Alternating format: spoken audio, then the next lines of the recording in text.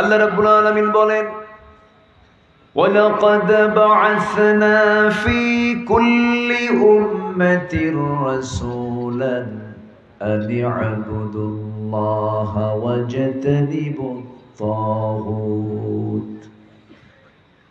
আমি পৃথিবীতে যত নবী রাসূল পাঠিয়েছি, সব নবী রাসূলদের দাওয়াত একটাই ছিল, সেটা হলো তোমরা ইবাদত করবে কার? একটু জোরে বলুন ভাই, কার? আর তাগুতকে পরিহার করে চলবে। তাগুতটা হলো যে নিজে ইসলাম মানে না, অন্য কাউকে মানতেও দেয় না, বাধার সৃষ্টি করে। যে তাগুতি শক্তি বিগত 16 বছর আমাদের মাথার উপরে চেপে বসেছিল। কত বছর?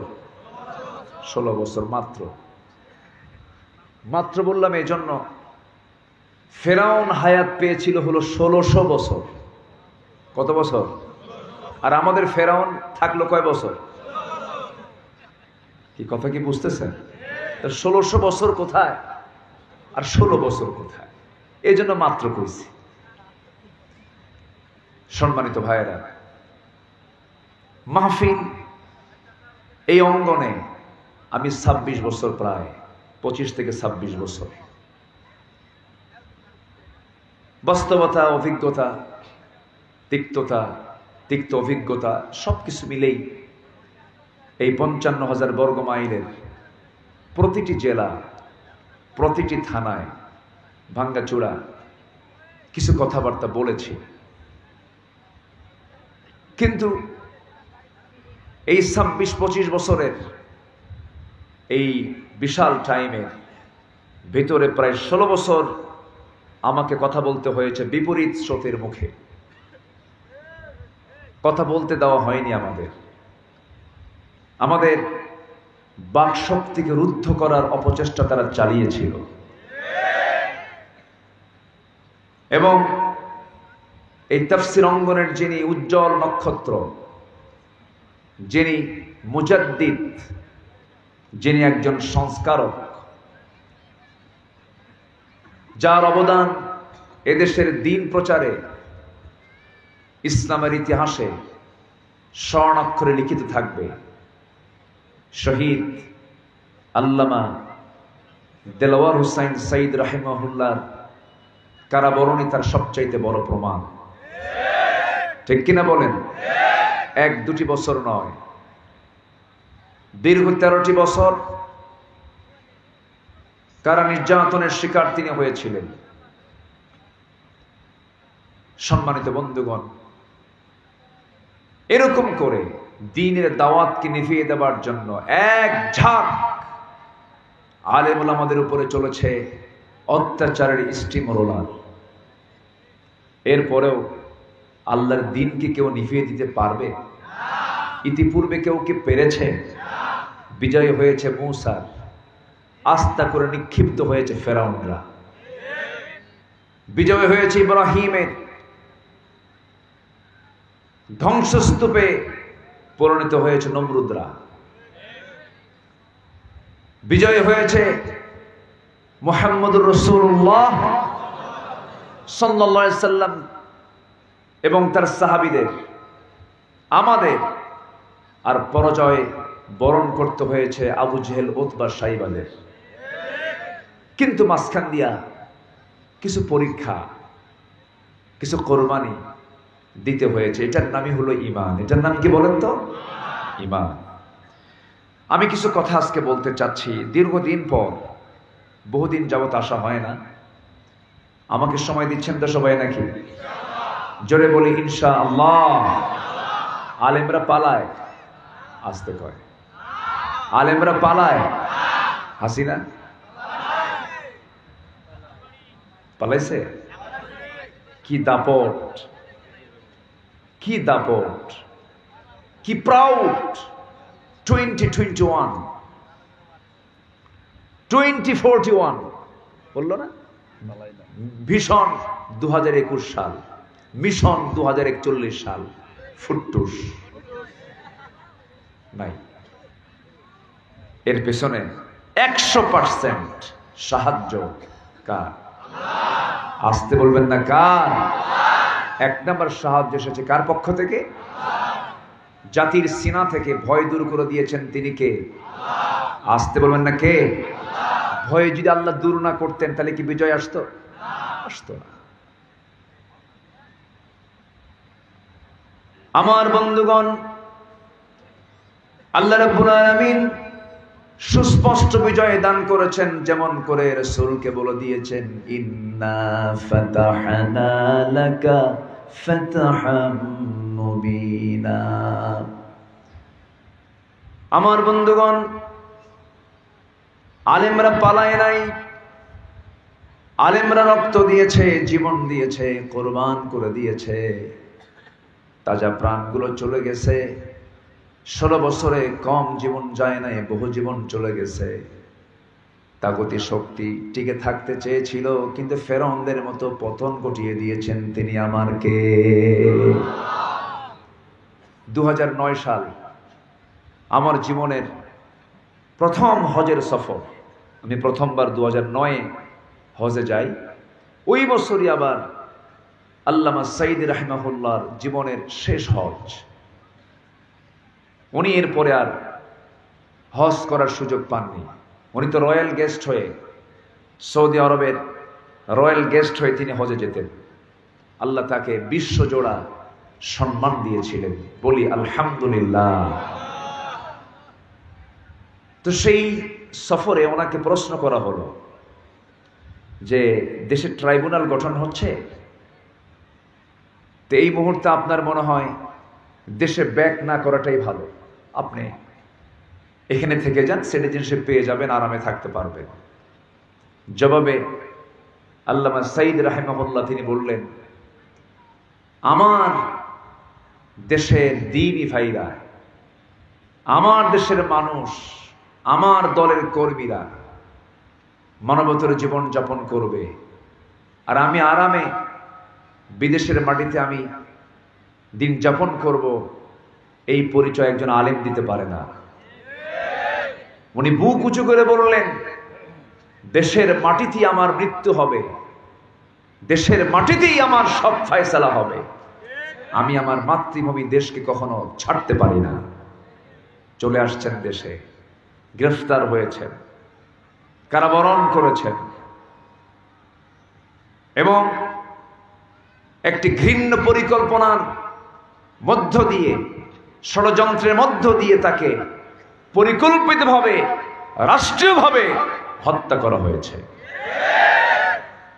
প্রথমেই যেহেতু প্রসঙ্গ চলে এলো, নওগাঁর এই মান্দার এই মাহফিল অঙ্গন থেকে হাজারো তৌহিদি জনতাকে লক্ষ্য করে এই জানান দিতে চাই, গত বছরের 13ই অগাস্টে জেলখানা থেকে তাকে পরিকল্পিতভাবে বের করে এনে হসপিটালাইজড করে তাকে স্লো পয়জন দিয়ে হত্যা করা হয়েছে। এটার পেছনের সমস্ত গোমর ফাঁস হবে যদি ওই ডাক্তারের ওই চক্রকে যদি গ্রেফতার করা হয়। আমাদের দাবি হলো অবিলম্বে তাদেরকে খুঁজে বের করে গ্রেফতার করে চূড়ান্ত শাস্তি নিশ্চিত করা। সবাই রাজি আছেন তো?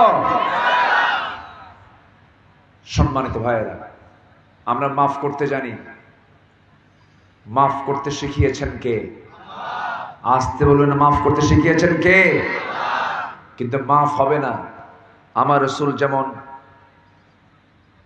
মক্কা বিজয়ের পরে তিনি বলেছিলেন সবাইকে মাফ করে দেওয়া হলো, তবে 17 জন ছাড়া। এরকম 17 জন কিছু সাইজের কিছু লোক আমার দেশেও আছে না নাই? আসতে বলবেন না, আছে না নাই? এরা চিহ্নিত খুনি, চিহ্নিত নাস্তিক, চিহ্নিত জালিম, কোনো ছাড় দেওয়া হবে না এদেরকে। রাজি আছেন কারা কারা? হাত উঁচু করে দেখা।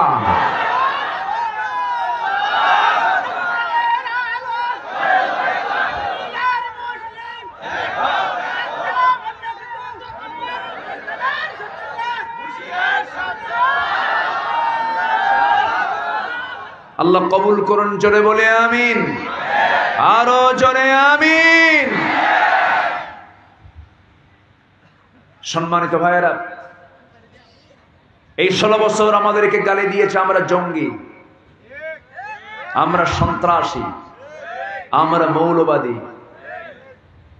আমাদেরকে বলা হয়েছে ধর্মের ব্যবসায়ী, অনেক কিছু বলেছে। ইঞ্জিনিয়ারিং প্ল্যান দিয়ে টাকা নেয়, ডাক্তার চিকিৎসা নিয়ে টাকা নেয়, শিক্ষক শিক্ষা দিয়ে বেতন নেয়। মসজিদের ইমামের কাছে যদি কেউ ফতুয়া জানতে আসে ফতুয়া দেয়। তারা তো এমন কোনো প্রেশার দেয় না, তারা তো এমন কোনো চাপ দেয় না। এদেশের সবচেয়ে সম্মানজনক ইসলামের দৃষ্টিতে সবচেয়ে গুরুত্বপূর্ণ পদ হলো ইমামতি, আর যাদের বেতনটা হলো হাস্যকর, এরপরও আমরা হয়ে গেছি হলো ধর্ম ব্যবসায়ী। অথচ এই 16 বছর যারা ক্ষমতার মসনদে ছিল, একটু কান লাগিয়ে কথাগুলো শুনবেন। মুখে দাড়ি ছিল, লজ্জায় মাথা নিচু হয়ে যায় আমাদের। এদেশের 1 নম্বর শীর্ষস্থানীয় ধনী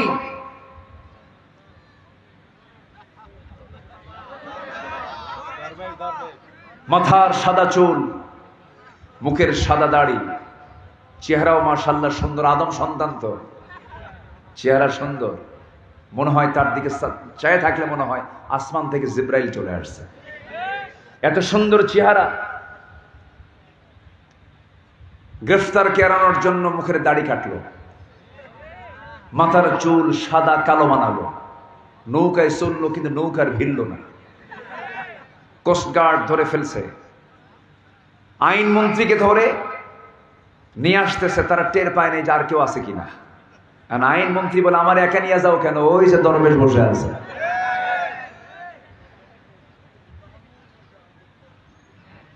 তাহলে দাড়ি তারা রেখেছে নবীর মহব্বতে না ব্যবসার জন্য?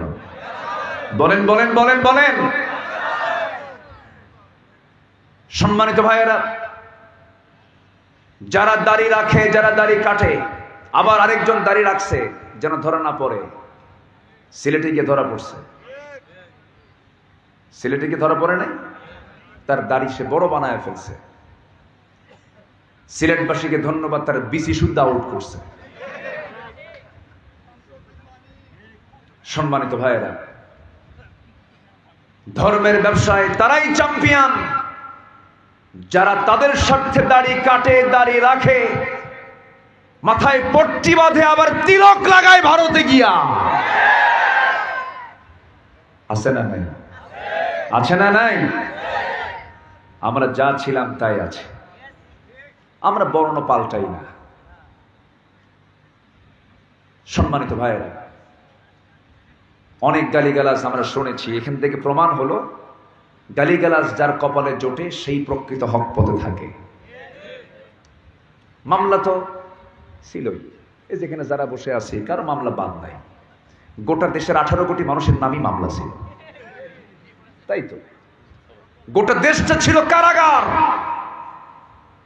55,000 বর্গ মাইলকে তারা কারাগার বানিয়েছে, আর 18 কোটি মানুষকে তারা আসামি বানিয়েছে। আমাকে লক্ষ্য করে গুলি করা হয়েছে 2014 সাল, মঞ্চে আগুন ধরিয়ে দিয়েছে।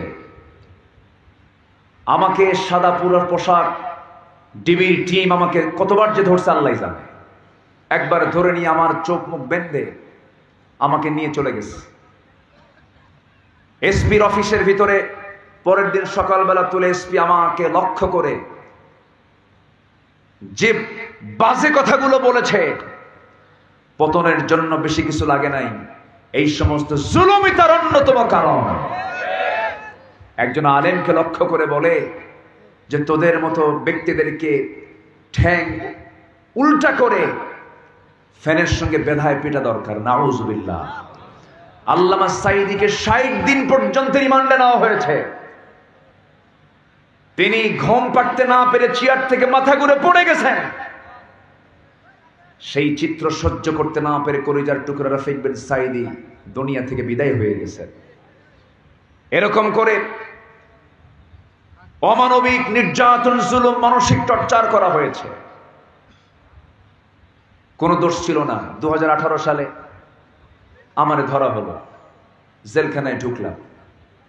তো জেলখানায় ঢুকেই এক মুরব্বীকে সামনে পায়া দেখি, মুরব্বী সালাম দিয়ে বলে, হুজুর খুব ভালো লাগছে আপনি যে চলে আসলেন আমাদের মাঝে। কেন? ওয়াজ শুনবো ভালো করে। দেখছেন, ওয়াজ শুনবে এই জন্য আমি জেলখানায় ঢুকছি, খুব খুশি। তো ভাবলাম ঠিক আছে, ওয়াজ করব, ভিতরে যদি কিছু ওয়াজ করা যায়। শুনেছি মুজাদ্দিদ আল ফেসানি রহমতুল্লাহ আলাইহি জেলখানায় ঢুকে সব কয়েদি তার মুরিদ বানায় ফেলছে। ভিতরে ঢুকলাম, মুরব্বীকে জিজ্ঞেস করলাম, 86 বছরের বুড়া মানুষ। বললাম, চাচা মামলা কি? কে বাবা, মামলা তো বুঝি না, শুনলাম বিস্ফোরক। তো বললাম, বিস্ফোরক আপনি বোঝেন কিছু? হুজুর বলতে, হুজুর বুঝি তো না, বিস্ফোরক কি, এটাকে খায় না কি করে? এই হচ্ছে অবস্থা। ভিতরে ঢুকলাম, জুমার নামাজের দিন আসলো, জুমার নামাজ পড়তে গেলাম, আমার আগায় দিল। ওই যে জুমার খুতবা দিলাম, এরপরে আর আমার বের হতে দেয় নাই। 5 ওয়াক্ত নামাজটা আমাকে মসজিদে পড়তে দেওয়া হয়নি। সম্মানিত ভাইয়েরা, অমানবিক কায়দায় নির্যাতন, গুম, খুন এগুলো চলেছে অনিয়মিত না নিয়মিত? আয়না ঘরের নাম শুনছেন তো সবাই? আয়না ঘরের সবচেয়ে বড় চাঞ্চল্যকর দুজন ব্যক্তি, ব্যারিস্টার আরমান এবং আব্দুল হালিম আমান আজমি। তারা বের হওয়ার পরে আমি তাদেরকে দেখতে গেছি, শুনেছি তাদের মুখ থেকে, একদম আমার চোখ এবং কান সাক্ষী, কি অমানবিক নির্যাতন করা হয়েছে। একটা ছেলে তার বাবার মৃত্যুর সংবাদ পর্যন্ত জানতো না। 8 বছর আগে তার বাপকে শহীদ করা হয়েছে, মীর কাসেম আলীকে শহীদ করা হয়েছে। তার সন্তান 8 বছর পরে জেলখানা থেকে বের হওয়ার পর উনি জানতে পারেন। এটার নাম কি স্বাধীনতা? এটার নাম কি স্বাধীনতা? সম্মানিত ভাইয়েরা, বহু কথা আছে, আস্তে আস্তে আমরা কি শুনতে রাজি আছি তো ইনশাআল্লাহ? জোরে বলি ইনশাআল্লাহ। আপনারা তো নতুন গায়ের মানুষ, নওগাঁ, যা কোনোদিন পুরাতন গা না, সবসময় নতুন, তাই না? নওগাঁ মানে কি নতুন গাঁও না? নতুন গাঁও। এখানে কোনো মানুষ আর পুরাতন হয় না, কোনো মানুষ বুড়াও হয় না, কিন্তু এদের সাদা দাড়ি হয়ে গেছে। নাম থেকে যায় কিন্তু কাম হয় না, পুরাতন হয়ে যায়। পৃথিবী পুরাতন হবে কিন্তু জান্নাত পুরাতন হবে না। জোরে কোন সুবহানাল্লাহ। জান্নাতে কি এরকম সাদা দাড়ি হবে? মানে সাদা দাড়ি হবে, চামড়া কুচকে যাবে? অতএব আসল নওগাঁ কোথায়, দুনিয়াতে না জান্নাতে? বলেন বলেন, নওগাঁ খুঁজবো না জান্নাত খুঁজবো? বলেন কি খুঁজবো আমরা? জান্নাত। জান্নাত হলো নওগাঁ। জান্নাত কি? নওগাঁ, যা কখনো নতুন ছাড়া পুরাতন হবে না। কিন্তু এই জেলার নাম তো আজীবন নওগাঁই থেকে গেল। আমার বন্ধুগণ, সবকিছুর মূল লক্ষ্য একটাই, সেটা হলো সংক্ষিপ্ত জীবনে এই লাইফটা একদিন শেষ হয়ে যাবে। আমি আপনি চলে যাব আল্লাহর কাছে গিয়ে সকল প্রশ্নের জবাব দেওয়ার পর যদি আমি পাশ করে ফেলতে পারি, আমার আপনার জন্য স্থান হলো জান্নাত। আর যদি 5 নম্বর না তুলতে পারি, যদি আল্লাহর কাছে যদি প্রশ্নগুলো হেরে যায়, আমাকে আপনাকে যেতে হবে কোথায় বলেন? জাহান্নাম। এই দুয়ের মাঝখানে থাকার কি কোনো সুযোগ আছে নাকি? আমার দেশে কিছু লোক আছে, জান্নাতের লাইনেও নাই, জাহান্নামের লাইনেও নাই, মাঝখানে থাকে। আছে না কিছু লোক? আসতে বলবেন না, আছে না নাই? ভাই আপনি কিছু করেন কি না? ভাই আমি কিচ্ছু করি, আমি নিরপেক্ষ। যে বলে আমি নিরপেক্ষ, ও হলো মস্ত বড় শয়তান, ঠিক কিনা? ইমানদার কখনো নিরপেক্ষ থাকতে পারে না। ইমানদারের পক্ষ হলো কার পক্ষ? আসতে বলবেন না, কার পক্ষ? কার দল? আরো জোরে, কার দল? সেই দলের নাম কি? আরো জোরে, আরো জোরে, আরো জোরে, আরো জোরে। ইসলাম ছাড়া আরো দল এদেশে আছে না নাই? আসতে বলবেন না, আছে না নাই? এক দল চলে গেছে, যেটা ক্ষমতায় ছিল, সেটা কি ইসলামী দল? তারা কি ইসলামের কোন এজেন্ডা কায়েম করেছে? তারা কি ইসলামী দল? আবার আরো কিছু দল যারা সরকারে এখনো যায় নাই, যাওয়ার জন্য চেষ্টা করছে, এমনও কিছু ইসলামী দল ছাড়া কিছু দল আছে না নাই? আছে না নাই? ইসলামী দল ছাড়া কোন দল করা যাবে মুসলমানের? মুসলমান করবে কিসের দল? বলেন বলেন বলেন। মুসলমানের দায়িত্ব কি দল করা? ইসলামী দল করা। যে মুসলমান ইসলামী দল করে না, ওটাই মুনাফিক, ঠিক কিনা? যে দলের নামের সাথে ইসলাম নাই, যে দলের দলীয় এজেন্ডা ইসলাম নয়, যে দলের মূলনীতি ইসলাম নয়, সেই দল করা হারাম হারাম হারাম। কথা ক্লিয়ার? আস্তে কর, কথা ক্লিয়ার? অন্য দল করে বান্দা কখনো জান্নাত যেতে পারবে? আসতে বলবেন না, পারবে। রসুলকে মানে কোথায় জানেন? রসুলকে মানে হলো দাড়িতে, রসুলকে মানে হলো কোথায় জানেন? টুপিতে, রসুলকে মানে হলো সুরমায়, রসুলকে মানে হলো জুব্বায়, রসুলকে মানে হলো মিষ্টি খাওয়ায়। কিন্তু রসুলকে মানতে চায় না উহুদের দাঁত ভাঙ্গা সুন্নতের মধ্য দিয়ে রসুলকে মানতে চায় না। আছে না নাই? আচ্ছা, রসুলকে আপনার ব্যক্তিগত জীবনে মানবেন, পারিবারিক জীবনে মানবেন, নামাজ পড়তে নিয়ে মানবেন, রাষ্ট্রীয় জীবনে মানবেন না, রাজনৈতিক ফিল্ডে মানবেন না, ব্যাংক বিমায় মানবেন না, সচিবালয়ে মানবেন না, সংসদে মানবেন না, রাজনীতির রাসূলকে মানবেন না, রাষ্ট্রের রাসূলকে মানবেন না। আপনি নবীর উম্মত নন, আপনি ভণ্ড, আপনি প্রতারক। দল করতে হবে কার? আসতে বলবেন না, দল করতে হবে কার? দল করা কি? দেখছেন আস্তে আস্তে করে, এই কথাগুলো ক্লিয়ার করা দরকার। তো বলেন দল করা কি? আচ্ছা, এই আবু জেহেলরা ক্ষমতায় থাকবে আর আপনি তাহাজ্জুদ পড়বেন? হ্যাঁ, এটি কি হতে পারে? সুদখোর, ঘুষখোর, জেনাকাররা রাষ্ট্র চালাবে, আপনি ওই সালাতুল ইশরাক পড়বেন? এটা কি হতে পারে? দল করা কি? আরো জোরে, আরো জোরে, আরো জোরে। ফরজ, এটা মাথায় রাখতে হবে। সম্মানিত ভাইয়েরা, আমি কি আলোচনা শেষ করে দেব? এ পর্যন্ত একজন ভাই উঠেছেন। আমার এক্সপেক্ট হলো একজন লোকেরও ওঠা যাবে না। এটা কি হলো? এই ক্যামেরারা কি লাগায়, কোথায় লাগায়, কি লাগায়, খুলে পড়ে বুড়ার মানুষের ভাঙ্গা দাঁতের মতো পড়ে যায় কেন? এদেরকে ধমক দেওয়া যাবে না, বুঝলেন? এদের ধমক দিলে কিন্তু বেকায়দা, ওরা মিডিয়াতে উল্টাপাল্টা করে দিবে একদম। ওরা সব পারে, বুঝলেন? তিলকে তাল বানায়, তালকে তিল বানায়। ধমক টমক দিয়েন না, খবর আছে কিন্তু। আবার কয় কোবান আছে। কোবান কি? ও মায়ের আছে। আচ্ছা, কোবান তো হলো কোদাল দিয়া। আচ্ছা, হ্যাঁ থাক, শোনেন, এটা অস্ত্র। এটা কি? অস্ত্র কিন্তু। হ্যাঁ থাক, শিহাব ভাই বসেন। আপনি না বসলে জমবে না তো, বসেন। আমার অনেক পুরাতন মানুষ। সম্মানিত ভাইয়েরা, এরা কেন অস্ত্র বললাম জানেন? আপনি শুনতেছেন হাজার হাজার, আর এরা শোনায় দেবে আগামীকালকে কোটি কোটি। তাহলে দরকার আছে না? দরকার আছে না? আছে। কষ্ট করে তারা এই সমস্ত কাজগুলো করছে। আল্লাহ, তুমি তাদের এই বৃহৎ এই প্ল্যাটফর্মের খেদমতটাকে তুমি আল্লাহ কবুল করো। এগুলো দেখলে অন্তত সেই সময়টা গান শুনবে না, নাটক দেখবে না। দরকার আছে না নাই? এখনো কিছু মূর্খ হুজুর আছে বলে জায়েজ নাই। ওরা শুধু জায়েজই নাই বুঝে, খালি কয় হারাম হারাম হারাম। ওদের একটা কিতাবের নামই আছে কিতাবুল হারাম।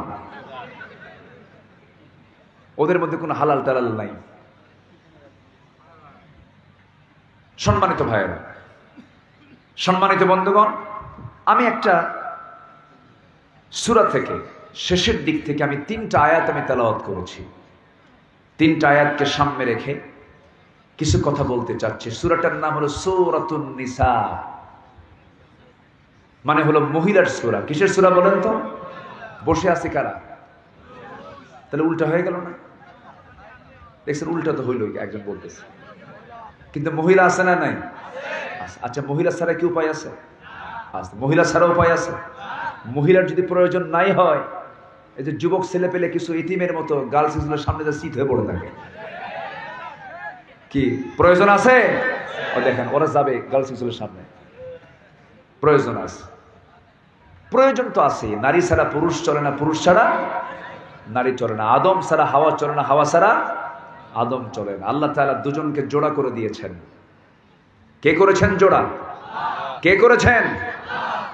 যখন বুড়া বুড়ি হয়, ইয়াং ছিল, বুড়া বুড়ি যখন হয়, তখন বুড়া বুড়ির মধ্যে যে মোহাব্বতটা, এটা কি দৈহিক হয় না হৃদয়ের হয়?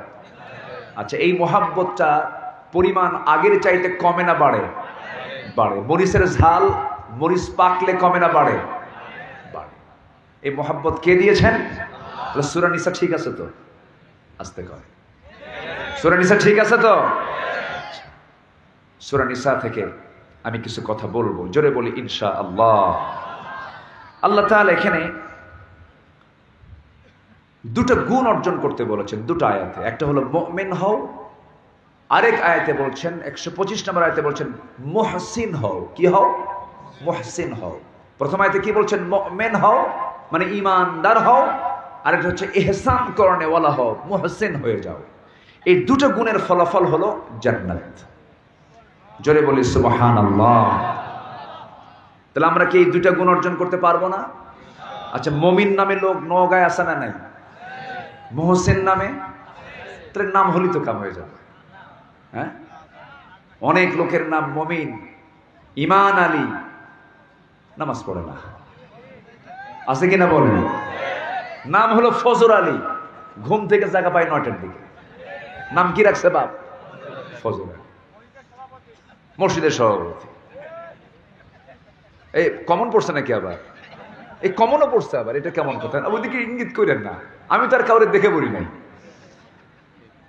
নাম হলো রমজান আলী, রমজান মাসে দুপুর বেলা ভাত খায়। নাম হলো বাদশা মিয়া, ভিক্ষা করে।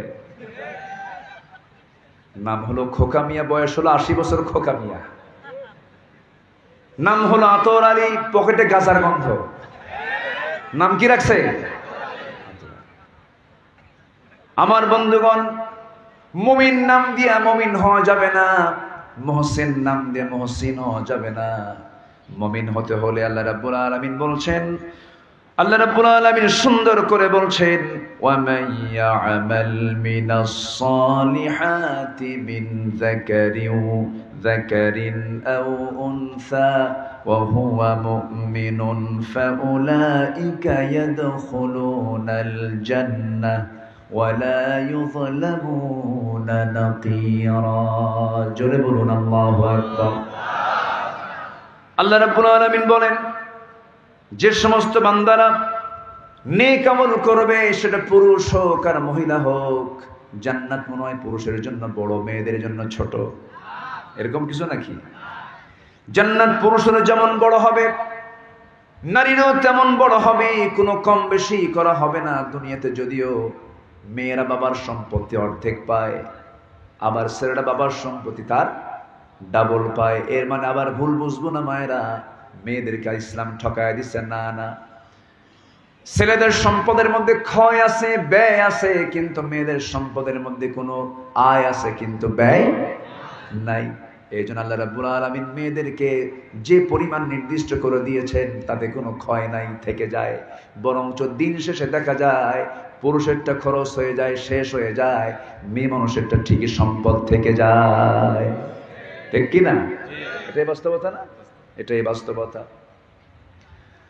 আমার বন্ধুগণ, জান্নাতের প্রাপ্তিতে পুরুষেরও কম হবে না, মেয়েরও কম হবে না, সবাই সমানভাবে পেয়ে যাবে। সর্বনিম্ন যে জান্নাত আল্লাহ রাব্বুল আলামিন একজন বান্দাকে দান করবেন, সর্বনিম্ন জান্নাত, যে বান্দা সবার শেষে জান্নাতে যাবে, সেই জান্নাতের এরিয়াটা হবে 10টা পৃথিবীর মতো একটা জান্নাত।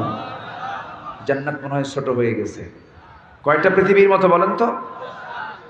10টা পৃথিবীর মতো একটা জান্নাত সর্বনিম্ন জান্নাতীকে দেওয়া হবে। আর এই সর্বনিম্ন জান্নাত যদি 10টা পৃথিবীর মতো হয়, 7 দিনে একদিন শুধু নামাজ পড়লে জান্নাতটা পাওয়া যাবে। এই দেশে 5 ওয়াক্ত মুসল্লি বেশি না 7 দিনের একদিন মুসল্লি বেশি? বলেন বলেন বলেন। 7 দিনে একদিন। শুক্রবার নামাজ পড়তে যাবার বলে আল্লাহ ছাড়েন, আমিও পারি না, আল্লাহু আকবার। এইরকম করে চিন্তা করি, বান্দা তুমি জান্নাত পাবে না। জান্নাত পেতে হলে তোমাকে জান্নাতের লাইনে কাজ করতে হবে দিল থেকে। কি থেকে বলেন?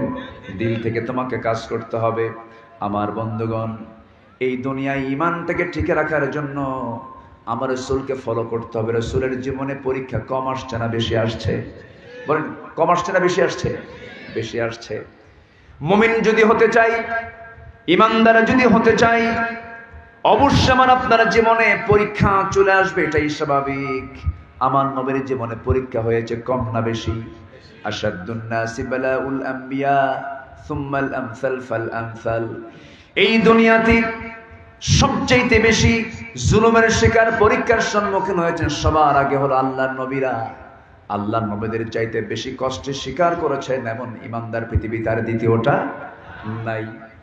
আমার বন্ধুরা, আবার নবীদের মধ্যে একজন নবীর সবচাইতে ঈমানের পরীক্ষা সবচেয়ে বেশি দিতে হয়েছিল, তিনি হচ্ছেন আমার নবী মুহাম্মদ সাল্লাল্লাহু আলাইহি ওয়াসাল্লাম। আমার নবীদের জীবনে 15টা কঠিন পরীক্ষা হয়েছে। কোরআনের আলোকে আমি একটা একটা করে বলবো আজকে। কয়টা বলেন? 15টা। শুনতে রাজি আছেন তো? একটাও কি বলেছি আমি? তাহলে এখন বলেন, ওয়াজ কি শেষ না শুরু? ওয়াজ কি শেষ না শুরু? শুরু। জোরে বলি ইনশাআল্লাহ। আসেন ধীরে ধীরে আমরা আলোচনার দিকে চলে যাই। আমার বন্ধুগণ, আমার নবীর জীবনে 15টা পরীক্ষা এসেছে। কোরআনের আলোকে আমি একটা একটা করে বলবো। নাম্বার 1 হলো নবীকে ব্যঙ্গ করা হয়েছে, নবীকে নিয়ে উপহাস করা হয়েছে। আজকের সমাজেও বিগত এই যে 5 আগস্টের আগেও কত ব্যঙ্গ করা হয়েছে, কত উপহাস করা হয়েছে। এমনকি উপহাস করতে করতে, ব্যঙ্গ করতে করতে দলকে নিষিদ্ধ করে ফেলেছে, ঠিক কিনা? দল নিষিদ্ধ, নিষিদ্ধ করতে যায় ওরাই নিষিদ্ধ হয়ে গেল, ঠিক কিনা?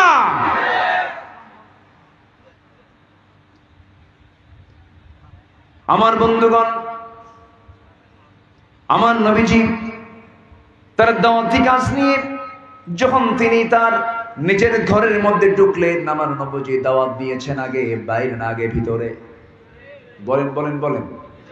নবীজির দাওয়াত ছিল আগে পরিবারে না বাইরে? বলেন বলেন কোথায়? তাহলে আমাদেরও দাওয়াত দিতে হবে আগে কোথায়? পরিবারে। একটা করে পরিবার যদি ঠিক হয়ে যায়, রাষ্ট্র ঠিক হয়ে যাবে। আমি একজন বাংলাদেশ, আমি একজন দায়িত্বশীল, এমন চিন্তা লালন করে আমাকে আপনাকে চলতে হবে। আমার বন্ধুগণ, আমার নবীজি জাবেলে নূর থেকে আলোটা নিয়ে আসলেন, কোরআনটা নিয়ে আসলেন, সোজা ঘরের মধ্যে ঢুকে বলছেন, জাম্মিলুনি খাদিজা, আমাকে বস্ত্র আচ্ছাদন করে দাও।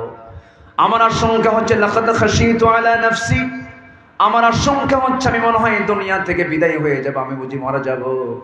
এই কথা শোনার সঙ্গে সঙ্গে আম্মাজান খাদিজা বলছেন, আমার স্বামী আপনি এমন টেনশন করেন কেন?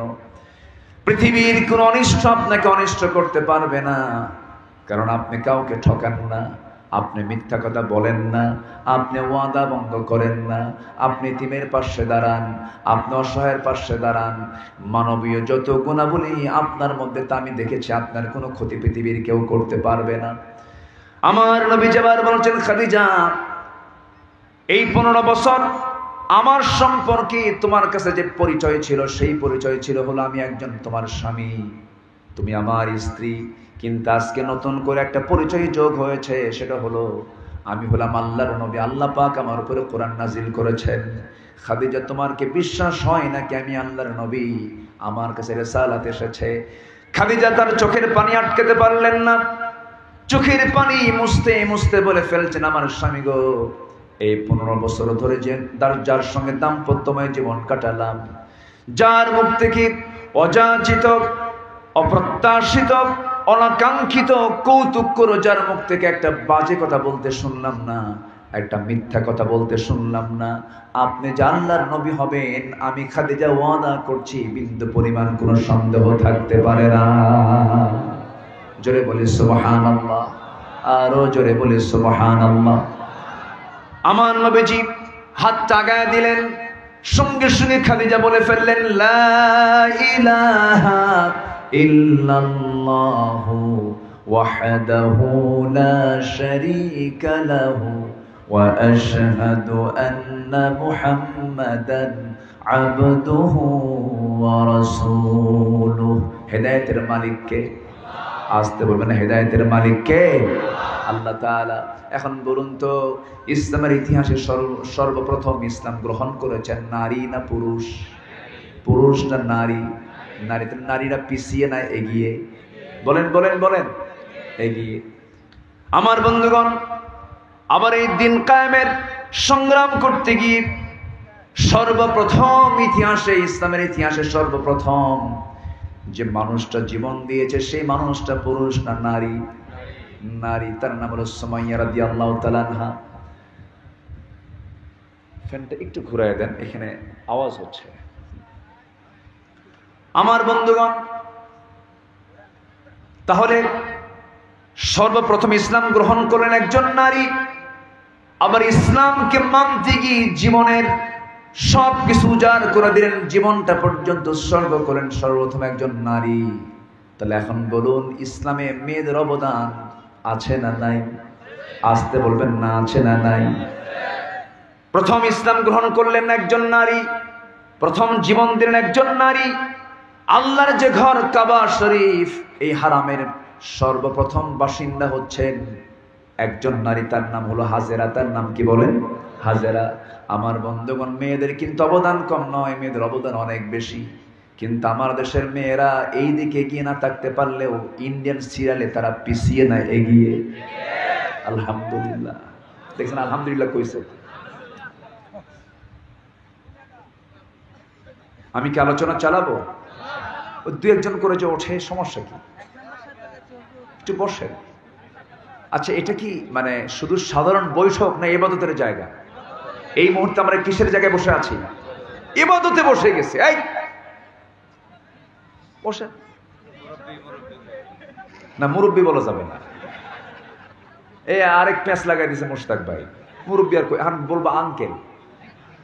আমি আবার বলতে যে আবার কোন কথা যে আবার ভাইরাল হয় আল্লাহ জানে। মুশকিল এখন তো, কোন কথা কোন দিক দিয়ে কি হয়। আঙ্কেল কব, তখন আবার এটা নিয়ে কি লাগাবে আবার জানেন না আল্লাহ।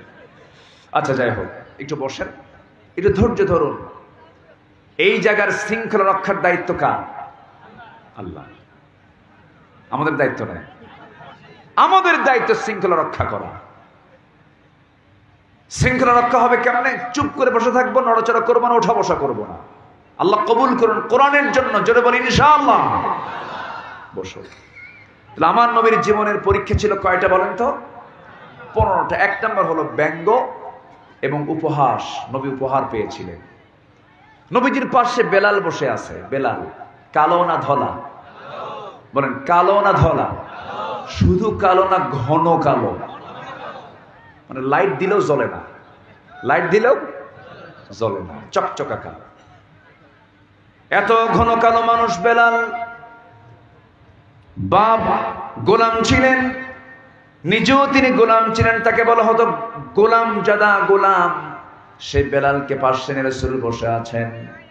আরেকজন হলো একজন লোহা পিটায়া জীবিকা নির্বাহ করেছেন, খাব্বাব ইবনে আরাত রাদিয়াল্লাহু তাআলা আনহু, তাকে নিয়ে বসে আছেন। আবু জেহেল মুস্কি হাসি মেরে হেয় প্রতিপন্ন করে বলে, মুহাম্মদকে দেখ, মুহাম্মদের বাহিনীগুলো দেখ, একটা কাইলা কুসকুসা, আরেকটা কামার। এই সমস্ত লোকগুলো নিয়ে মুহাম্মদ বিশ্ব বিজয়ের স্বপ্ন দেখে, হেয় করে, প্রতিপন্ন করে, উপহাস করে। অথচ আল্লাহ তাআলার কি ফয়সালা, আমার রাসূলকে আল্লাহ রাব্বুল আলামিন ইমাম বানায় দিলেন, আর সেই কালো বেলালকে বানায় দিলেন সেই মসজিদের মুয়াজ্জিন। জোরে বলেন সুবহানাল্লাহ। ইজ্জত দেওয়ার মালিক কে? আসতে বলবেন না, কে? আমরা এমন রাষ্ট্রপতি দেখতে চাই না যে রাষ্ট্রপতি নামাজ পড়াতে পারে না, ঠিক কিনা? আমরা সেই বাইতুল মুকাররমের খতিবকে দেখতে চাই। খতিব তো একটা ছিল না? খতিব পালাইছিল, কি পালাইছিল না? পালাইছিল, আবার আসছিল। জুতার বৃষ্টি নিক্ষেপ। পরে সে প্রেস ব্রিফিং এ বলল, আমি বড় ভাগ্যবান, একটা জুতা আমার গায়ে লাগে নাই। মানে বেকুব হলে যা হয়, বোঝেন না? আমি বড় ভাগ্যবান, আমার গায়ে একটা জুতাও লাগে নাই। সম্মানিত ভাইয়েরা, বাইতুল মুকাররমের খতিব আমরা কোনো বেতনভুক্ত দেখতে চাই না। আমরা দেখতে চাই বঙ্গভবনের বাসিন্দা হবেন যিনি, তিনি হবেন বাইতুল মুকাররমের খতিব। যেমনটি ছিল মদিনার চিত্র। আমরা মদিনার চিত্র বাংলাদেশে দেখতে চাই। দেখতে চাই তো? সবাই দেখতে চাই তো ইনশাআল্লাহ?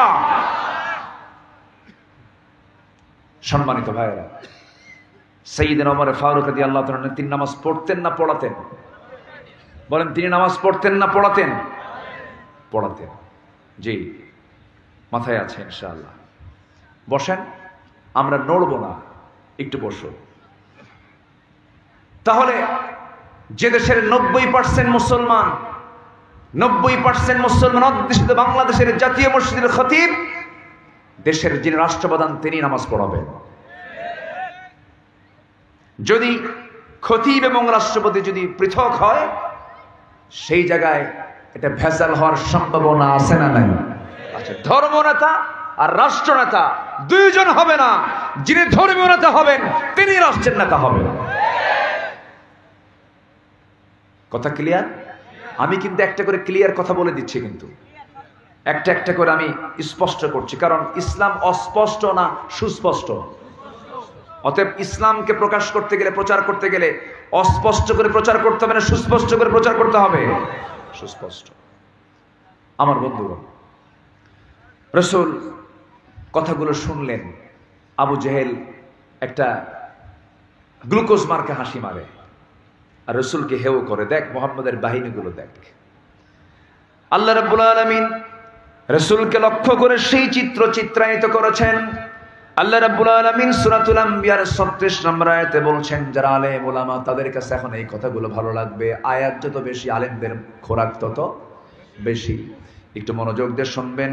ইযা রাআকাল্লাযীনা কাফারু ইয়াত্তাখিযুনাকা ইল্লা হুজওয়া আহাযাল্লাযী ইয়াযকুরু আলিহাতাকুম وهم بذكر الرحمن هم كافرون। জোরে বলুন আল্লাহু আকবার। আমার রাসূলকে সেই বিষয়ের কথা স্মরণ করে দেওয়া হলো, তাকে যখন হেয় করা হয়েছিল, উপহাস করা হয়েছিল। আমার বন্ধুগণ, ফেরাউন কোনোদিন কল্পনাই করে নাই মুসা এই রাষ্ট্র দখল করবে, কিন্তু মুসার বিজয় দিয়েছেন তিনি আমার কে? আল্লাহ তাআলা। নাম্বার 2 হলো, নবীকে পাগল বলা হয়েছে, নবীকে কবি বলে অভিহিত করে তাকে কষ্ট দেওয়া হয়েছে। আমার নবী পাগলও ছিলেন না, কবিও ছিলেন না। আমার বন্ধুগণ, পাগল কাকে বলে? পাগল তো তাকেই বলে যাদেরকে আমরা দেখে বুঝতে পারি সেই লোকটা পাগল। মাথার চুল তাদের সাজানো থাকবে না, এলোমেলো থাকবে, এলোমেলো থাকবে। কথাবার্তা এলোমেলো হয়ে যাবে, সাজানো গোছানো হবে না। কাপড় চোপড় গন্ধওয়ালা হয়ে যাবে, গোসল করবে না, ঘুম এলোমেলো হয়ে যাবে, খাবার এলোমেলো হয়ে যাবে, নিয়ন্ত্রণহীন জীবন যাপন করে। এটাই তো পাগলের পরিচয়। কিন্তু আমার নবী কেমন ছিলেন নাকি? আমার নবী কেমন ছিলেন? আমার দেশে আবার পাগল কিছু দরবেশ আছে, আছে না নাই? পাগল কি দরবেশ হয়? পাগল কি আল্লাহর ওলি হতে পারে? আসেন আমরা দোয়া করে দিই। আমাকে না বলি চলে যায়, আমি কিছু বুঝি না। ও রাতও হয়ে যাচ্ছে তো, একটু বসেন। এটা খুব দৃষ্টিকটু, কিন্তু আমরা দোয়া করে শেষ মোনাজাত করে আমরা যাব। জোরে বলি ইনশাআল্লাহ। একটু বসেন।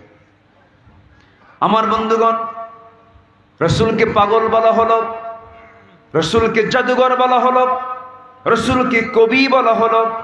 নবীজির মনে কষ্ট হয়ে গেল। আল্লাহ রাব্বুল আলামিন সে ব্যাপারে বলছেন, আম ইয়াকুলুনা শাইরান নাতারাব্বাসু বিহি রাইবাল মানুন। রাসূলকে কবি বলে সম্বোধন করা হলো। আল্লাহ রাব্বুল আলামিন তার শানে বলছেন, ওয়া মা আল্লামনাহু আশ-শি'রা ওয়া মা ইয়ানবাগী লাহু। আমি আমার রাসূলকে কবিতার শিক্ষাও দেই নাই যে তিনি কবি হবেন। আমি আল্লাহ তাআলা তাকে রাসূল করে দুনিয়াতে পাঠিয়ে দিয়েছি। কোরআনটা সম্পূর্ণ কার কথা? আল্লাহর কথা। নাম্বার 3 হলো, মক্কা থেকে তাকে নির্বাসন করা হলো। রাসূল মক্কায় টিকতে পারলেন না। আমার নবীর জন্ম হলো মক্কা। অথচ তার নাগরিকত্ব বাতিল করে দেওয়া হলো, হত্যার হুলিয়া জারি করা হলো, তার বিরুদ্ধে এমন ষড়যন্ত্র করা হলো যে রাসূলকে যেখানেই পাবে সেখানেই মেরে ফেলবে। শেষ পর্যন্ত আমার রাসূল মক্কা থেকে বের হয়েছেন দিনের আলোতে না রাতের আধারে? রাতের আধারে। বিশ্বনবীর মতো মানুষ রাতের আধারে ঘর থেকে বের হলেন। 53 বছর বয়স তার। সেই সময় কাবার চত্বর দিয়ে তিনি বের হচ্ছেন। কাবার দরজার দিকে তাকায় তাকায় তিনি চোখের পানি ফেলে ফেলে কাঁদতেছেন। বারবার কাবার দিকে তাকায় তাকায় চোখের পানি ফেলে ফেলে কাঁদেন আর বলেন, কাবারে 53 বসন্ত তোমার সামনে পার করেছি, আমার তো মন চায় না যেতে, আমি আমার ঘর ছেড়ে মক্কা ছেড়ে চলে যাই, কিন্তু কাবারে তোর প্রতিবেশী দারুণ খারাপ, আমারে থাকতে দিল না। আমার নবীজি শূন্য হাতে ঘর থেকে বের হলেন। ঘর থেকে বের হয়ে সামনের দিকে রওনা দিতে নিয়ে দেখেন আবু বকর সামনে দাঁড়ানো, মিসফালার সামনে দাঁড়ানো। সাইয়েদনা আবু বকর বলছেন, ইয়া রাসূলুল্লাহ, আমরা দুজন মিলে যে বের হব, পায়ে হাঁটার চিহ্ন যদি আবু জেহেল দেখে ফেলে, আবু জেহেল পায়ে হাঁটার চিহ্ন দেখে অনুমান করবে এই ব্যক্তিটাকে। আবু জেহেল খুব মেধাবী ছিল, একটা উটের পায়খানা দেখেই বলতে পারতো এটা কোন গোত্রের উট। এটা খুব মেধাবী ছিল আবু জেহেল। সঙ্গে সঙ্গে সাইয়েদনা আবু বকর বলেন, ইয়া রাসূলুল্লাহ, আবু জেহেল যেন না চিনতে পারে, বুঝতে পারে আমরা কোন দিক দিয়ে চলে যাচ্ছি, আপনি আমার পিঠের উপরে ওঠেন।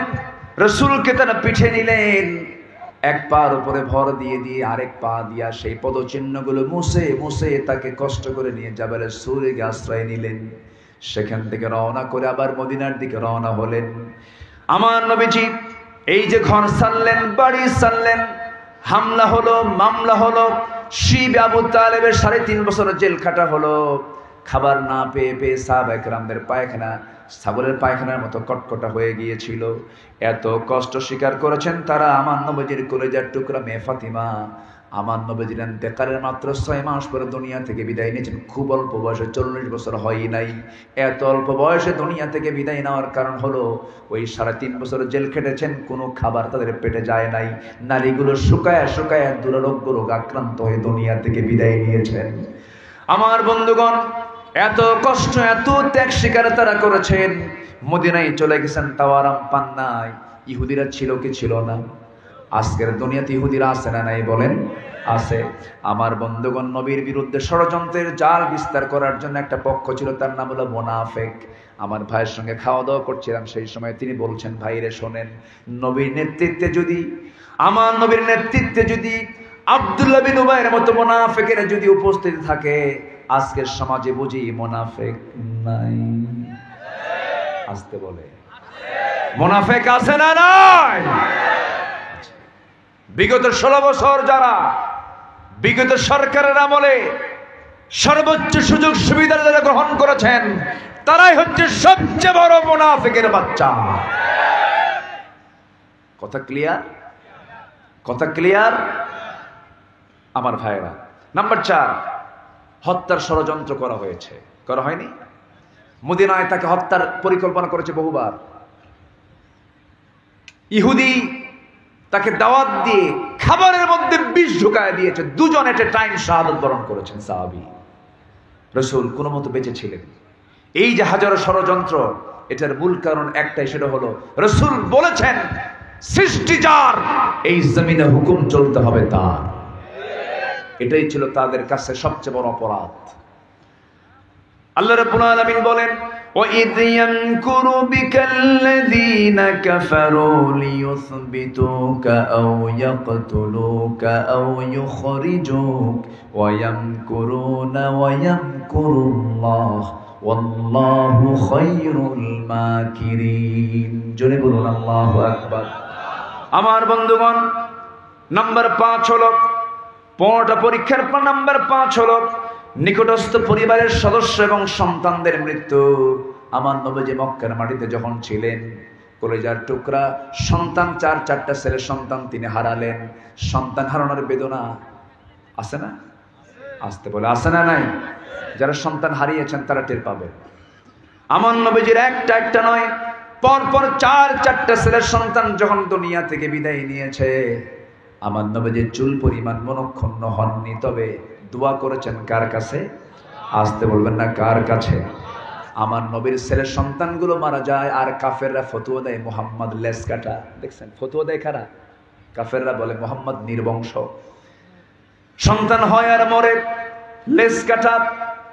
এ কেমন নবী, যার বংশের বাতিটা নাই, সংসার সবকিছু এলোমেলো হয়ে গেছে, ছেলে সন্তানটাও মারা গেছে। আমার নবীকে সান্ত্বনা দিয়ে আল্লাহ রাব্বুল আলামিন কমপ্লিট একটা সূরা দিয়েছেন, সবচেয়ে ছোট্ট সূরা। সবাই পড়ুন, ইন্না আ'তাইনাকাল কাউসার ফাসাল্লি লিরাব্বিকা ওয়ানহার ইন্না শানিআকা হুয়াল আবতার। আমার বন্ধুগণ, আমার নবীজির সবচেয়ে কাছের মানুষ খাদিজা রাদিয়াল্লাহু তাআলা, তিনিও দুনিয়া থেকে বিদায় নিলেন। আবু তালেবও দুনিয়া থেকে বিদায় নিলেন, যদিও কাফের, কিন্তু নবীজির পক্ষে মানুষ ছিলেন তিনি সারা জীবন। দেখবেন আজকের সমাজেও কিছু হিন্দু ভাইরা আছে, আমাদেরকে মোহাব্বত করে, আছে না? আছে, ভালো মানুষ কিন্তু আছে, অনেক মুসলমানের চাইতে চরিত্র ভালো। কি আসতে কোন কোন আছে না? নাই, সততা আছে, নিষ্ঠা আছে। এই চরিত্র সুন্দর রাখতে হবে। আমার নবীজি আবু তালেবকে কাছে পেয়েছিলেন, কিন্তু জোর করে কখনো কালিমার দাওয়াত তাকে দেন নাই, কারণ ইসলাম কখনো কাউকে জোর করে মুসলমান বানায় না। মুসলমান হতে হলে নিজের দিল থেকে মুসলমান হতে হয়। আবু তালেব তার সবচেয়ে বড় প্রমাণ। আল্লাহু আকবার বলেন। আমার নবীজি এই আবু তালেবকে বিদায় জানালেন, খাদিজা রাদিয়াল্লাহু আনহাকে বিদায় জানালেন, সন্তান চারটা বিদায় হয়ে গেল। একটু তিনি হতাশ চিত্ততার যখন তার ভাব চলে আসলো, আল্লাহ পাক বলছেন, হে রাসূল আপনি চিন্তা করবেন না, কারণ আমি আল্লাহ রাব্বুল আলামিন বলছি, ওয়ালা নাবলুওয়ান্নাকুম বিশাইইম মিনাল খাউফি ওয়াল জু'i ওয়া নাকসিম মিনাল আমওয়ালি ওয়াল আনফুসি ওয়াস সামারাত ওয়া বাশশিরিস সাবিরিন। জোরে বলুন আল্লাহু আকবার। ঈমানদারকে পরীক্ষা করবেন কে? আস্তে পরীক্ষা করবেন কে? আল্লাহ। তার নাম্বার 6 হলো অবরোধ, কঠিন পরীক্ষা। আমার নবীজির বিরুদ্ধে অবরোধ করা হলো, কঠিন পরীক্ষার তিনি সম্মুখীন হয়ে গেলেন। নাম্বার 7 হলো উহুদের যুদ্ধ চলে এলো, ধৈর্যের পরীক্ষা দিলেন আমার রাসূল। নাম্বার 8 হলো আমার নবীজিকে দুনিয়া থেকে বিদায় করার জন্য রাসূল সবচেয়ে বেশি মার খেয়েছিলেন তায়েফের ময়দানে আর উহুদের ময়দানে। নাম্বার 9 হলো আমার নবীর পারিবারিক জীবনে একটা বিশাল বড় পরীক্ষা এসেছিল। আমার নবীজির একজন স্ত্রী ছিলেন আম্মা জান আয়েশা সিদ্দিকা রাদিয়াল্লাহু তাআলা আনহা। এই আয়েশা সিদ্দিকা রাদিয়াল্লাহু আনহা কি যখন বিয়ে করলেন, তিনি হুকুমটা ছিল কার? আসতে হুকুমটা ছিল কার? আমার নবীর এক স্ত্রী না একাধিক স্ত্রী? রাসূলকে বিয়ের জন্য অর্ডার দিয়েছেন তিনি কে? আসতে বলবেন না, তিনি কে? আল্লাহ তাআলা রাসূলকে অর্ডার দিয়েছেন, তিনি বিয়ে করেছেন। আর আমার দেশের নাস্তিক কিছু যুক্তি তোলে, খোঁড়া যুক্তি উপস্থাপন করে বলে মুহাম্মদ হলো নারী পিপাসু, মুহাম্মদ হলো জেনাকার, এতগুলো বউ কেন, 13টা স্ত্রী কেন? এই জাতীয় মন্তব্য দীর্ঘ দেশ স্বাধীনের পর থেকে নিয়ে 2024 সাল পর্যন্ত এই নাস্তিক্য একটা চক্র আছে না নাই? এদেরকেও চিহ্নিত করা হলো সময়ের দাবি। মাহে রবিউল আউয়ালের নবীর জন্মের এবং ওফাতের এই মাসে আমরা এটাই জানিয়ে দিতে চাই স্পষ্ট করে, সাতেমে রাসূল, রাসূলকে নিয়ে পর্যন্ত যে কজন নাস্তিক কুলাঙ্গারেরা রাসূলকে নিয়ে বাজে কথা বলেছে, ওদেরকে তালিকা করে প্রকাশ্যে ধরে দুনিয়া থেকে বিদায় করে দিয়ে ওদের রক্ত মাংস হাড় হাড্ডি কুত্তা বিলাই দিয়ে খাওয়ানো দরকার। রাজি আছেন কারা কারা? হাত উঁচু করে দেখা।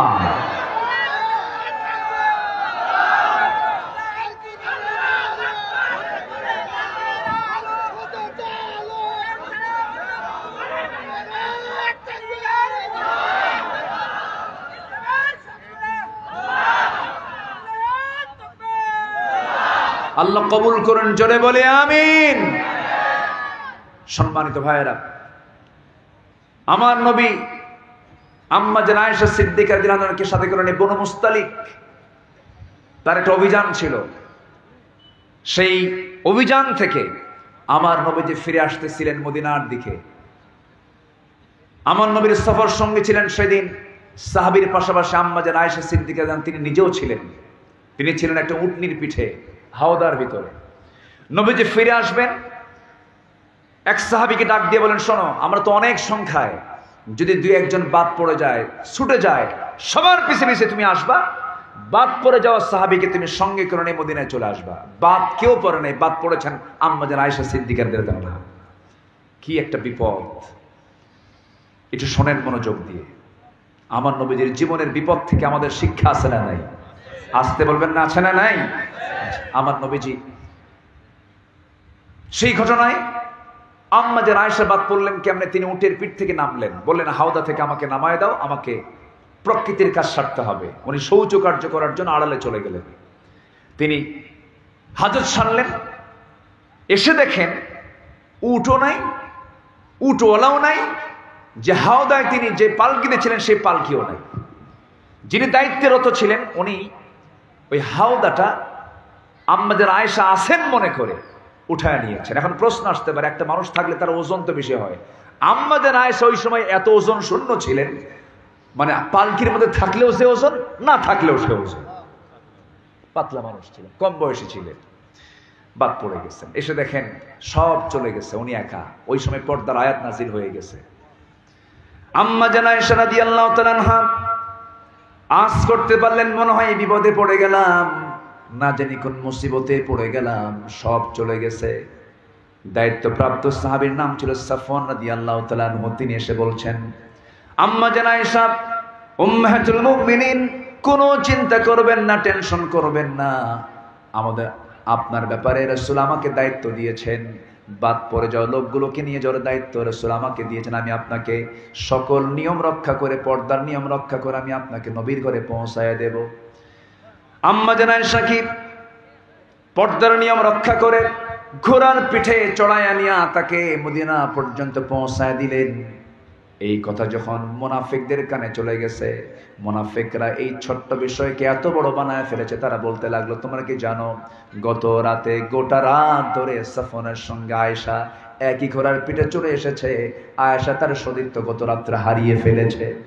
যেরকম নাউজুবিল্লাহ, এমন নাটক তৈরি করার মতো কুলাঙ্গার আমার দেশেও আছে না নাই? আসতে বলবেন না, আছে না নাই? আচ্ছা আমার বন্ধুগণ, আমার নবীজির কানে যখন সংবাদ চলে গেল, কুবাতাস, কুকথা আকাশে কম ওড়ে না বেশি ওড়ে? বাতাসে উড়ে বেড়ায়। আমার নবীর কানে যখন সংবাদটা পৌঁছে গেছে, মুনাফিকদের কথাটা পৌঁছে গেছে, নবীজির মনটা খারাপ হয়ে গেল। আমার নবীজি আস্তে করে আম্মা জান আয়েশাকে ডাক দিয়ে বলছেন, আয়েশা রে, কোন কথা যেন আমার কানকে ভারী করে দিল। আয়েশা, তুমি কি মনে করবে জানি না, এই সমস্ত কথাগুলো মদিনায় ছড়ে গেছে, এই মুহূর্তে তোমার উচিত হবে তুমি আমার ঘর ছেড়ে তোমার বাপের ঘরে চলে যাও। তুমি বলুন, একটা নারীর জীবনে এই কথাটার চাইতে শক্ত কথা কেন দ্বিতীয় থাকতে পারে নাকি?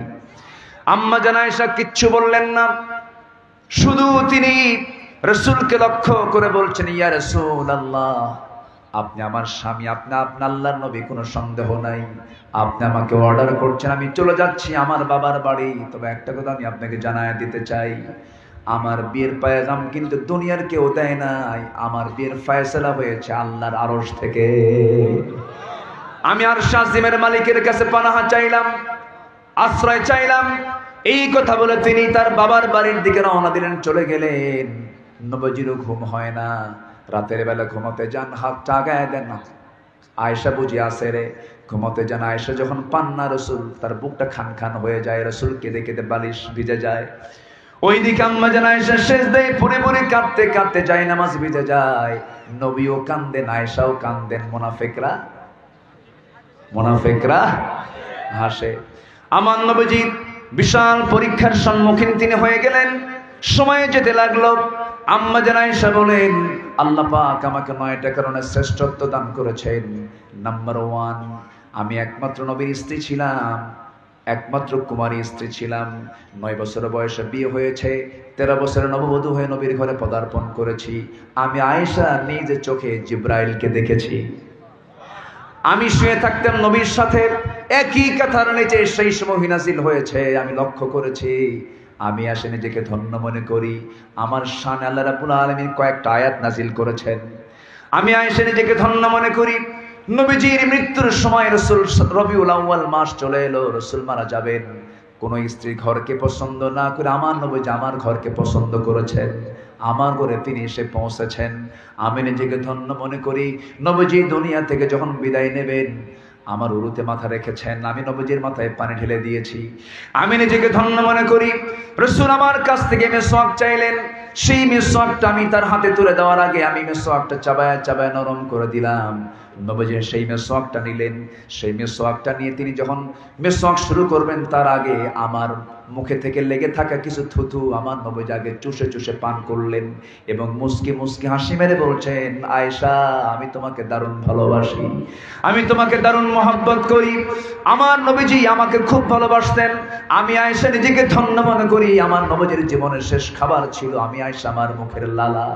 আমার নবীজি আমার মুখের লালা খেয়ে দুনিয়া থেকে বিদায় নিয়েছেন। রাসূল যখন মারা যাবেন, মৃত্যুবরণ করার কিছু পূর্বে আমার রাসূল আমাকে শেষ হাদিস বর্ণনা করেছেন। আমার সঙ্গে তার সর্বশেষ কথা হয়েছে। ফাতিমাকে ডাক দেওয়ার কথা বলা হলো, নবীজির মেয়ে ফাতিমাকে ডেকে আনা হলো। নবীজি তাকে সান্ত্বনা দিয়ে বিদায় দিয়ে দিলেন। এরপরে আমার নবীজি বলছেন, আয়েশা আমার বেলাল তো আযান দিয়েছে, নামাজ তো পড়া দরকার, নামাজ তিনি জামাতে পড়তে পারলেন না। শুধু বলেন, আয়েশা রে দেখো তো আমার সাহাবীরা কেমন করে নামাজ পড়ে, এই দৃশ্য আমি একটু দেখতে চাই। আমার নবীজিকে আমি ধরলাম, আমার ঘরের উপরে তিনি হামা গুড়ে দিয়া ভর দিয়া জানালার কাছে চলে গেলেন। জানালার ফাঁকা দিয়ে সাহাবে কেরামদের নামাজ দেখছিলেন। আমার নবীজি সাহাবে কেরামদের নামাজ দেখতেছেন। সাহাবীরা হাউমাউ করে কান্দে, কারণ ইমাম পাল্টে গেছে। আমার নবীজির মুসাল্লায় সাইয়েদনা আবু বকর নামাজে দাঁড়িয়েছেন, সাহাবে কেরামের কান্নার রোল পড়ে গেছে। আমার নবীও কান্দেন, সাহাবীরাও কান্দে। আম্মা জান আয়েশা বলছেন, ইয়া রাসূলুল্লাহ সাহাবীদের নামাজ দেখে আপনি কাঁদেন কেন? তো কান্নার সংবাদ নয়, দুঃখের সংবাদ নয়। রাসূল বলছেন, আয়েশা রে তুমি কি জানো এই নামাজ কায়েমের সংগ্রাম করতে গিয়া উহুদের ময়দানে আমার কোমর কুজা হয়ে গেছে। এই নামাজ কায়েমের সংগ্রাম করতে গিয়ে উহুদের ময়দানে আমার দাঁত ভেঙে চুরমার করে দিয়েছে। সেই নামাজ আজকে রাষ্ট্রীয় পর্যায়ে কায়েম হয়েছে, এটা আমার চরম আনন্দের সংবাদ। এই জন্য আমি আনন্দে কান্দি। আমার নবীজিকে সেই জায়গা থেকে আবার নিয়ে আসলাম। আমি আয়েশা নিজেকে ধন্য মনে করি। আমার উরুতে আমি তার মাথা রাখলাম, বালিশটা তিনি নিলেন না। তিনি বলছেন, আয়েশা তোমার উরুটা আমার মাথা আমার সামনে দিয়ে দাও। রাসূল আমার উরুতে মাথা রাখলেন। রাসূল আমাকে শেষমেশ একটা কথা বলছেন, ও আয়েশা আমি দুনিয়া থেকে বিদায় হচ্ছে, আমার উম্মতকে জানায় দিবা আমার উম্মতরা যখন কখনো 5 ওয়াক্ত নামাজ না ছেড়ে দেয়, জোরে বলুন সুবহানাল্লাহ। নবীর সঙ্গে শেষ কথা বলেছেন আম্মা জান আয়েশা সিদ্দিকা রাদিয়াল্লাহু আনহা। আম্মা জান আয়েশা বলেন, আমি নিজেকে আরেকটা কারণে ধন্য মনে করি। আমার নবীজি যে ঘরে ইন্তেকাল করেছেন সেই ঘরটাই হয়ে গেছে তার কবর। আমার জায়গাতে আমার ঘরে নবীজি কবরে শুয়ে আছেন, আমি নিজেকে ধন্য মনে করি। সেই আম্মা জান আয়েশার মতো একজন দামি মানুষকে ও পরীক্ষার মধ্যে ফেলেছেন। আল্লাহ তাআলা পরীক্ষায় ফেলেছেন, তবে মুনাফিকদের ষড়যন্ত্র আছে না নাই? আসতে বলবেন না, আছে না নাই? কিন্তু যতই ষড়যন্ত্র হোক না কেন শেষমেশ বিজয়টা দিয়ে দেন তিনি আমার কে? জোরে বলেন, তিনি আমার কে? আল্লাহ। আমার নবীজি প্রহর গুনছেন কখন ফয়সালা হবে। নবী কি গায়েব জানতেন? আসতে কয়, নবী কি গায়েব জানতেন? তিনি যে গায়েব জানতেন না তার বড় প্রমাণ হলো এই ইফকের ঘটনা, ঠিক কিনা? যদি তিনি জানতেন বলতেন, এই আয়েশা তুমি এত চিন্তা করো কেন, এগুলো সব মিথ্যা ভুয়া কথা, আমার ঘরেই থাকবে, ঠিক আছে না, বলতে পারতেন। শেষমেশ আল্লাহর পক্ষ থেকে ওহী নাযিল হলো। ওহীটা যখন নবীর কাছে আসলো, নবীর আনন্দ দেখে কে দৌড় মেরে চলে গেছেন আম্মা জান আয়েশার বাড়িতে। নবীর শ্বশুর বাড়িতে গিয়ে বলছেন, আয়েশা কোথায়? সালাম দিচ্ছেন, উত্তরটা আস্তে আস্তে, মনটা খারাপ। মেয়েদের মধ্যে আবেগ কম না বেশি? অভিমান কম না বেশি? আমার নবীজি বলছেন, আয়েশা রে আয়াত নাযিল হয়ে গেছে, ইন্নাল্লাযীনা জাউ বিল ইফকি উসবাতুম মিনকুম। কোনো টেনশন নাই, চলো আমার ঘরে চলে যাও। আম্মা জান আয়েশা বলছেন, আমি কারো প্রশংসা করব না, আমি ইব্রাহিমের আল্লাহর প্রশংসা করি। কার আল্লাহ? ইব্রাহিমের আল্লাহ। চলে গেছে ইব্রাহিমের দিকে। রাসূল মুস্কি মুস্কি হাসি মেরে বলছে, আয়েশা তোমার রাগ কিন্তু এখনো আছে, আমি টের পাচ্ছি। আমার নবীজি তাকে আস্তে করে ঘরের মধ্যে নিয়ে আসলেন। নবীজির আনন্দ প্রকাশ পেয়ে গেল, আম্মা জান আয়েশার আনন্দ প্রকাশ পেয়ে গেল, সাহাবা কিরামদের মনে আনন্দ প্রকাশ পেয়ে গেল, আর মুনাফিকদের মুখে মাটি পড়ে গেল। যেমন করে আজকের এই বাংলাদেশে এখন মুনাফিকদের মুখে মাটি আর মাটি, ঠিক কিনা? সব আড়াল হয়ে আছে। তবে শত্রুকে কখনো আড়াল মনে করলে আড়াল মনে করা যাবে না। আমরা সতর্ক থাকবো, জোরে বলি ইনশাআল্লাহ। আমাকে বহু আগে আমাকে চিরকুট দেওয়া হয়েছে। আমি আপনাদের স্বার্থে আমি বলিনি, যে আলোচনা শুরু করলাম শুরুতেই যদি বলি তাহলে আবার কি যেন মনে করেন আপনারা। তো এই মাহফিলটা একটা মসজিদের উদ্যোগে চলছে, বলি আলহামদুলিল্লাহ।